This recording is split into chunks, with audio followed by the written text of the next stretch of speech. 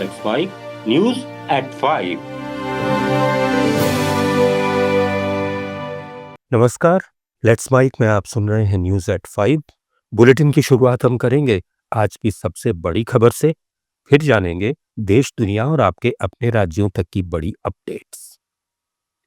Samajwadi party के वरिष्ठ नेता और उत्तर प्रदेश के पूर्व मंत्री आजम खान को जमानत पर जेल से रिहा किया गया। वे पिछले 2 साल से सीतापुर जेल में बंद थे। उनकी रिहाई पर सपा प्रमुख अखिलेश यादव ने कहा कि आजम खान की रिहाई के लिए मैं कोर्ट को धन्यवाद देना चाहता हूं। हमें भरोसा था कि कोर्ट न्याय करेगा। अखिलेश यादव ने उम्मीद जताई कि आने वाले समय में आजम खान पर लगे आरोप झूठे साबित होंगे। साथ ही उन्होंने कहा कि समाजवादी पार्टी की सरकार बनने पर आजम खान पर लगे सारे मुकदमे खत्म कर दिए जाएंगे। हो गया है उससे पहले 1 महीना, और 1 महीने पहले जब तय किया था कि नवरात्र में इस तारीख को यहाँ पर उद्घाटन होगा, और आज ही हम लोग देख रहे हैं कि समाजवादी पार्टी के नेता आदरणीय आजम खान साहब, उनकी भी रिहाई हो चुकी है। इसके लिए मैं कोर्ट को धन्यवाद देना चाहता हूँ, और यही हम समाजवादियों का भरोसा था कि कोर्ट न्याय करेगा और उन्हें न्याय मिलेगा। हमें उम्मीद है कि आने वाले समय में एक भी झूठा मुकदमा या इस तरह का सरकार जो लगातार भारतीय जनता पार्टी की और वहां का विधायक, खासकर जो रामपुर का विधायक, वो भारतीय जनता पार्टी के लोग मिलकर के, और एक ऐसा अधिकारी जिसको एक्सटेंशन पे एक्सटेंशन पे एक्सटेंशन पे एक्सटेंशन पे एक्सटेंशन कम बोला है मैंने, लगातार मिला है, वो अन्याय नहीं करेंगे। हमारे समाजवादियों के लिए खुशी का समय है कि जहां पर वो आज रिहा होकर के आज जेल से। कांग्रेस नेता राहुल गांधी ने केंद्र सरकार पर बेरोजगारी और भ्रष्टाचार को बढ़ावा देने का आरोप लगाया है।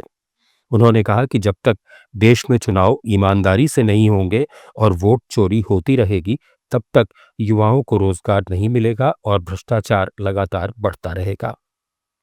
लोकसभा में विपक्ष के नेता राहुल गांधी ने एक्स पर हिंदी में पोस्ट करते हुए लिखा कि आज के समय में भारत के युवाओं के सामने सबसे बड़ी समस्या बेरोजगारी है और ये सीधे सीधे वोट चोरी से जुड़ी हुई है।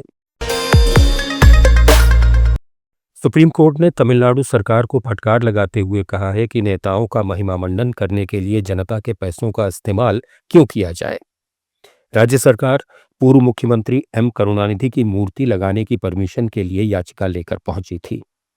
जस्टिस विक्रमनाथ और जस्टिस प्रशांत कुमार मिश्रा की बेंच ने कहा कि इसकी अनुमति नहीं है। आप अपने पूर्व नेताओं के महिमा मंडन के लिए जनता के पैसों का इस्तेमाल क्यों कर रहे हैं। सुप्रीम कोर्ट ने राज्य सरकार से याचिका वापस लेने और मद्रास हाईकोर्ट जाने को कहा। मद्रास हाईकोर्ट ने सार्वजनिक स्थानों पर मूर्तियां लगाने पर रोक लगा दी थी। हिमाचल प्रदेश में अनियोजित निर्माण पर सुप्रीम कोर्ट ने अपनी स्वतः संज्ञान वाली जनहित याचिका पर आज सुनवाई की। सुप्रीम कोर्ट ने एक आदेश पारित किया जिसमें हिमाचल सरकार से राज्य में प्राकृतिक संसाधनों के दोहन और पारिस्थितिकी असंतुलन से संबंधित कुछ सवालों के जवाब मांगे गए। जस्टिस विक्रमनाथ और जस्टिस संदीप मेहता की बेंच ने सवालों की एक प्रश्नावली जारी की जिसका राज्य सरकार को 28 अक्टूबर तक जवाब देना है। अमेरिकी राष्ट्रपति डोनाल्ड ट्रंप के भारत और पाकिस्तान के बीच युद्ध विराम के दावे पर पूर्व विदेश राज्य मंत्री और कांग्रेस सांसद शशि थरूर ने एक मीडिया हाउस को दिए साक्षात्कार में कहा कि किसी को हमें मनाने की जरूरत नहीं पड़ी। हमारा संदेश और संकेत स्पष्ट थे। हालांकि यह संभव है कि अगर वॉशिंगटन ने इस्लामाबाद या रावलपिंडी को हमें रोकने के लिए मना लिया तो हमारे पास आभारी होने का पूरा कारण है। Role of Trump as is. I mean, no one needed to persuade us. Our messaging and our signaling was clear from every day. If you were watching the same briefings I was with the Foreign Secretary and the 2 lady colonels, they were saying the same thing every day. If they stop, we will stop. But as long as they hit us, we will hit them back equally hard, if not harder. And that's what happened. So, it's possible, however, and this is what I said in Washington when I was asked, that if Washington persuaded Islamabad or Rawalpindi to stop, then we have every reason to be grateful. And perhaps that's something that we may be overlooking in our objection to what Mr. Trump is saying is, we don't know what went on between Washington and Islamabad. Maybe Mr. Trump lent very heavily on the Pakistani generals and said, do not escalate your retaliation because we want peace between you and India. For whatever reason, I mean, if they did that, then we should certainly say we appreciate that, even though we didn't ask for it. And we did not ask for it because we don't believe in anyone mediating between us and Pakistan. America द्वारा लगाए गए tariff पर शशि थरूर ने कहा कि यह हमारे लिए थोड़ा झटका है, देश के लिए थोड़ा निराशाजनक है। Obviously been a bit of a setback for us, a bit disappointing for the country. You may remember that Mr. Modi was amongst the first heads of state or government to visit Mr. Trump after his inauguration. I think he was the fourth. And their meeting went well and ended with a declaration by both leaders that there would be discussions on trade, negotiations, which were to conclude by the fall. So I thought that that was a good piece of news, that we would basically be in a position where we would not be immediately pressured on tariffs because we would have until the fall to come to a conclusion. So the first surprise was when suddenly 25% tariffs were imposed on India. Now, why was that bad? Because other countries, particularly those countries in our neighborhood and in Southeast Asia, that are competing with us in the same kind of low-value, labor-intensive industries, they were all at 15 to 19% and we were 25. So suddenly, our exporters had a premium of 6% that their rivals did not have. In some cases more than 6%, some cases up to 10% more, because some were 15, some were 16, 17, 18, 19%, depending on which country we're talking about. केंद्रीय वाणिज्य मंत्री पीयूष गोयल और अमेरिकी व्यापार प्रतिनिधि Jameson Greer ने New York में दोनों देशों के बीच व्यापार समझौते के पहले चरण पर चर्चा के लिए मुलाकात की। गोयल और ग्रीर के बीच ये तीसरी मुलाकात है। इससे पहले अमेरिका के मुख्य वार्ताकार ब्रेंडन लिंच ने अपने भारतीय समकक्ष विशेष सचिव वाणिज्य राजेश अग्रवाल से नई दिल्ली में प्रस्तावित द्विपक्षीय व्यापार समझौते बीटीए पर मुलाकात की थी। केंद्रीय ऊर्जा मंत्री प्रहलाद जोशी ने कहा है कि भारत की कुल सौर ऊर्जा क्षमता लगभग 3,343 गीगावाट आंकी गई है। आज नई दिल्ली में राष्ट्रीय सौर ऊर्जा संस्थान की सौर फोटोवोल्टिक क्षमता रिपोर्ट जारी करते हुए उन्होंने कहा कि ये रिपोर्ट केवल एक तकनीकी दस्तावेज नहीं है, बल्कि भारत की सौर क्षमता की रूपरेखा है। ये भविष्य के निवेश के लिए मार्ग प्रशस्त करेगी, नवाचार को गति देगी और आगामी दशकों में भारत के स्वच्छ ऊर्जा क्षेत्र में नेतृत्व क्षमता को आकार देगी। रिपोर्ट के अनुसार भारत में अनुमानित 3,343 गीगावाट फोटोवोल्टिक सौर क्षमता है। इसमें राजस्थान अकेले 800 गीगावाट से अधिक क्षमता वाला राज्य है। जोशी ने कहा कि फ्लोटिंग सोलर के लिए नीति अभी तक लागू नहीं की गई है, लेकिन इसे आगे लाया जा रहा है। इसके साथ ही एक व्यापक नीति भी तैयार की जा रही है। इसके अलावा उन्होंने राष्ट्रीय सौर ऊर्जा संस्थान को देश में फ्लोटिंग सोलर के संभावित उपयोग का आकलन करने का कार्य सौंपा है। फ्लोटिंग सोलर का अभी फ्लोटिंग सोलर का नहीं हुआ है। फ्लोटिंग सोलर पॉलिसी भी हम ला रहे हैं और एक कॉम्प्रिहेंसिव पॉलिसी भी ला रहे हैं, और उसके साथ ही साथ हम इसमें पोटेंशियल क्या है फ्लोटिंग सोलर का, वो भी असेसमेंट करने के लिए हमने नाइस को कहा है। गृह मंत्री अमित शाह ने गुजरात के गांधीनगर में स्टार्टअप सम्मेलन का उद्घाटन किया।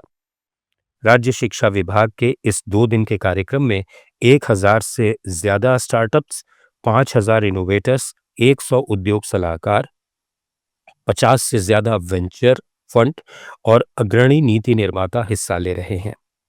इसमें 20 राज्यों के 170 से ज्यादा स्टार्टअप्स हैं, जिनमें स्टार्टअप इंडिया, इलेक्ट्रॉनिक्स और सूचना प्रौद्योगिकी मंत्रालय और रक्षा उत्कृष्टता के लिए नवाचारों द्वारा चुने गए स्टार्टअप्स शामिल हैं। इस दौरान राज्य सरकार स्टार्टअप्स, निवेशकों और वित्तीय संस्थानों के बीच 50 समझौता ज्ञापनों पर हस्ताक्षर करने के साथ साथ चयनित उद्यमों को फंडिंग चेक और आशय पत्र भी वितरित करेगी। उत्तराखंड के देहरादून में सैकड़ों छात्रों और उत्तराखंड बेरोजगार संघ ने सरकारी भर्ती परीक्षा में पेपर लीक के खिलाफ जोरदार प्रदर्शन किया। छात्रों का कहना है कि महीनों की मेहनत के बाद भी पेपर लीक की वजह से उनका हक छिन गया। उन्होंने आरोप लगाया कि उत्तराखंड का नकल विरोधी कानून नकल माफियाओं को रोकने में नाकाम है। प्रदर्शनकारियों ने इंसाफ की मांग की ताकि मेहनती छात्रों का भविष्य सुरक्षित हो। छात्रों ने चेतावनी दी कि अगर जल्द कार्रवाई नहीं हुई तो आंदोलन और तेज होगा। पेपर लीक मामले पर एसआईटी जांच अधिकारी एसपी जया बलूनी ने कहा कि 21 सितंबर को दर्ज हुए पेपर लीक मामले में हमने सभी सबूत इकट्ठा कर लिए हैं, चाहे वे इलेक्ट्रॉनिक हों या पूछताछ के जरिए। जो भी सबूत हमारे पास आएंगे उनके बयानों और डिजिटल सबूतों के आधार पर आगे की कार्रवाई की जाएगी। देखिए, जो पेपर लीक मामला जिसमें 21 तारीख को मुकदमा दर्ज किया गया है, इसमें जो भी हमारे द्वारा अभी तक एविडेंसेस कलेक्ट किए गए हैं और साथ ही साथ जितने भी अभी तक इसमें साक्ष्य हमारे पास आए हैं, एविडेंसेस जितने भी आए हैं, चाहे इलेक्ट्रॉनिक हो चाहे फिर पूछताछ में, तो इसके आधार पर अभी जो एक अरेस्टिंग की जा रही है वो जो खालिद है उसकी बहन साबिया की जा रही है, क्योंकि उसके खिलाफ इस तरह के एविडेंसेस आए हैं कि वो साक्ष्यों को छुपाने का पूरी तरह से प्रयास कर रही थी। उसकी जानकारी में भी ये था कि खालिद के द्वारा इस समय पे एग्जाम दिया जा रहा है। उसके बावजूद उसने ये वाले जो मैसेजेस थे ये फॉरवर्ड किए, जिसमें कि 3 पेपर दिखाई दे रहे हैं। मैम, किस तरीके से और आगे कार्रवाई की जाएगी? कुछ और नाम भी सामने आ रहे हैं इन्वेस्टिगेशन में। देखिए, अभी पूछताछ जारी है और इसमें सभी लोग अभी संदिग्ध के घेरे में हैं, क्योंकि कल इसमें घटनास्थल का निरीक्षण भी किया गया है और वहाँ पर भी हमें कुछ चीज़ें ऐसी लगी हैं जो कि अभी संदेह के घेरे में है। तो अभी पूरी इन्वेस्टिगेशन ऑन है और जो हमारे पास एविडेंसेस आते जाएंगे, साक्ष्यों के आधार पर, बयानों के आधार पर, जो भी डिजिटल एविडेंस आते जाएंगे उसके आधार पर आगे कार्रवाई की जाएगी। पूर्व भारतीय क्रिकेटर युवराज सिंह दिल्ली में ईडी दफ्तर पहुंचे, जहां उनसे ऑनलाइन बैटिंग ऐप केस में पूछताछ की जा रही है। ईडी ने ऑनलाइन सट्टेबाजी ऐप 1xBet से जुड़े मनी लॉन्ड्रिंग मामले में सोमवार को ही पूर्व भारतीय क्रिकेटर रॉबिन उथप्पा से 8 घंटे से अधिक समय तक पूछताछ की और उनका बयान दर्ज किया था। इससे पहले एजेंसी इस मामले में पूर्व भारतीय क्रिकेटर सुरेश रैना और शिखर धवन से पूछताछ कर चुकी है। वहीं अभिनेत्री और तृणमूल कांग्रेस की पूर्व सांसद मिमी चक्रवर्ती और बंगाली अभिनेता अंकुश हाजरा से पूछताछ की जा चुकी है। सिंगर जुबीन गर्ग का असम के गुवाहाटी में पूरे राजकीय सम्मान से अंतिम संस्कार किया गया। इस दौरान श्मशान में उनके गाने बजते रहे।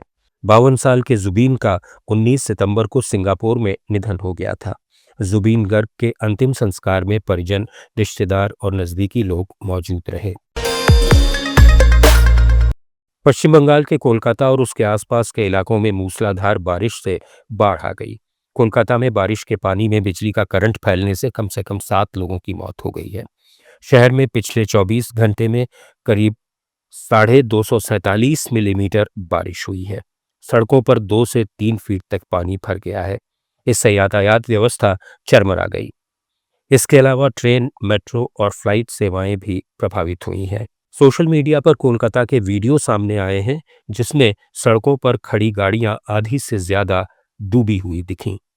कई घरों और रेजिडेंशियल कॉम्प्लेक्स में पानी घुस गया। शहीद खुदीराम और मैदान मेट्रो स्टेशन के बीच मेट्रो सेवा रोक दी गई है। हावड़ा और सियालदा डिवीजनों की रेलवे लाइनों पर पानी भर गया है। इसके कारण कई ट्रेनें रद्द कर दी गई हैं। उत्तराखंड ने वित्तीय वर्ष 2022-23 में 5,310 करोड़ रुपए का रिकॉर्ड राजस्व अधिशेष हासिल किया है।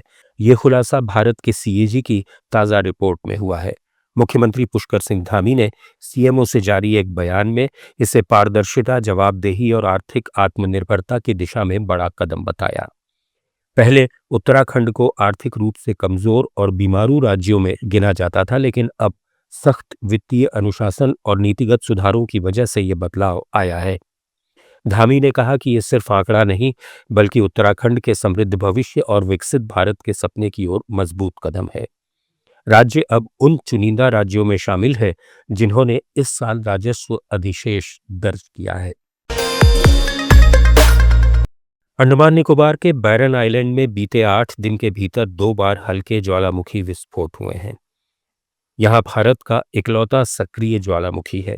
ये ज्वालामुखी 13 और 20 सितंबर को फटा। हालांकि दोनों बार विस्फोट हल्के दर्जे के थे और आसपास के इलाकों पर किसी तरह का खतरा नहीं है। बैरन आइलैंड पोर्ट ब्लेयर से 138 किलोमीटर दूर है और ये दक्षिण एशिया का इकलौता सक्रिय ज्वालामुखी है। न्यूज़ एट 5 में फिलहाल इतना ही। जुड़े रहिए लेट्स माइक के साथ।